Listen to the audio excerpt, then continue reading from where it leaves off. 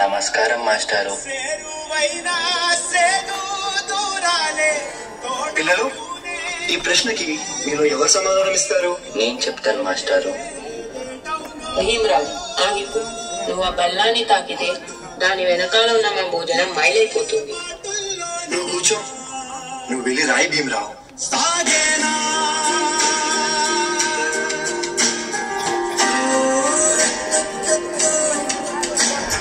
జీవితంలో నువ్వు చాలా గొప్పవాడి అవుతావు భీమరావు.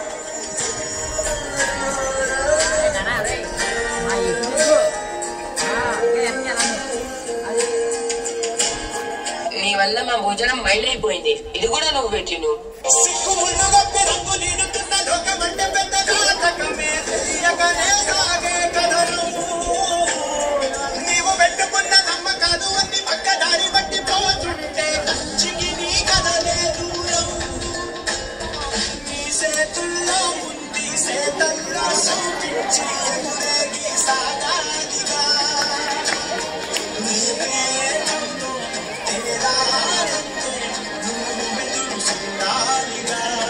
చాలా దాహంగా ఉంది. తాగడానికి మంచినీళ్ళు ఇస్తారా? నీలాంటి వాళ్ళకి అదిగో ఆ మురికి నీళ్ళే, వెళ్ళి తాగు.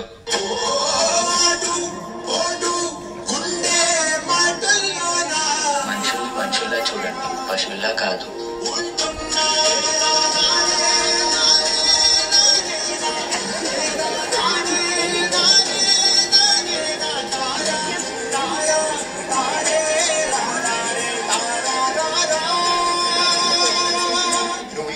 తల వంచకూడదు. నీ చదువు నీ మార్గం కావాలి. విజ్ఞానమే నీ ధనం కావాలి. నీ వాళ్ళ కోసం నువ్వు ఒక దీపంలా నిలవాలి. నీ కృషి, పట్టుదల, దీక్ష మన భారతానికి రాజ్యాంగం కావాలి. ఇప్పటి నుంచి నీ ఇంటి పేరు నా ఇంటి పేరు అవ్వాలి. అందరూ నిన్ను అంబేద్కర్ అని పిలవాలి. సరేనా భీమరావు?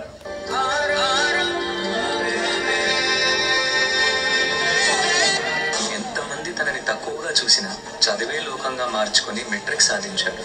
అదే సమయంలో పెద్దలు తన పెళ్లి కూడా చేశారు. సాయాజీరావు గాయక్వాడ్ అనే మహారాజు సాయంతో విదేశాల్లో చదువు పూర్తి చేసి ఎన్నో గణితలు సాధించి తిరిగి వస్తారు.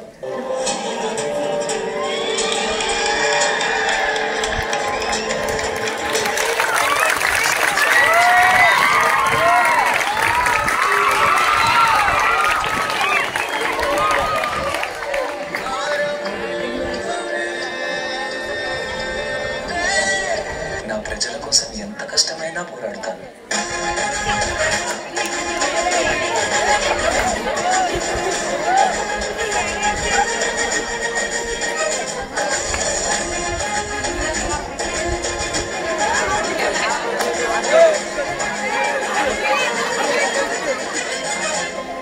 భారత రాజ్యాంగం యొక్క మూసాయుధ కమిటీ అధ్యక్షుడిగా మిమ్మల్ని ఎన్నుకోవడం మాకు చాలా సంతోషంగా ఉంది. ఇన్నేళ్లకి నా ప్రజలకి, నా దేశానికి సేవ చేసే సమయం వచ్చింది.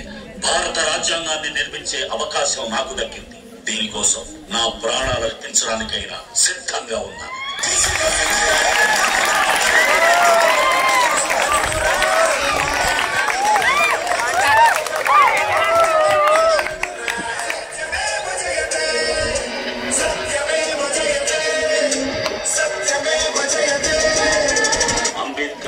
ప్రాంతానికో, ఒక కులానికో, ఒక మతానికో పరిమితం చేయలేము. ఎందుకంటే ప్రతి భారతీయుడి గుండెపై చెరగని ముద్ర వేసిన మహనీయుడు ఆయన. అందరి కలలు కన్నది ఆయన కలం. బడుగుల కోసం ధ్వనించింది ఆయన గళం. భారతదేశంలో రాజ్యాంగం ఉన్నంత వరకు ఆయన మన మధ్య బతికే ఉంటాడు.